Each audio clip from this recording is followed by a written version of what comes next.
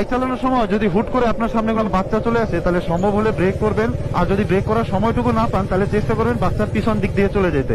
কারণ বাচ্চা পোলাপানের যে মেন্টালিটি থাকে, ওটা সব সময় থেকে সামনের দিকে দৌড় দেওয়া। আবার সেম ভাবে যদি আপনার সামনে হুট করে কোনো একটা বয়স্ক লোক চলে আসে, তাহলে চেষ্টা করবেন ব্রেক করার। আর ব্রেক করার যদি সময়টুকু না পান, তাহলে চেষ্টা করবেন ওনার সামনে দিয়ে চলে যাওয়ার।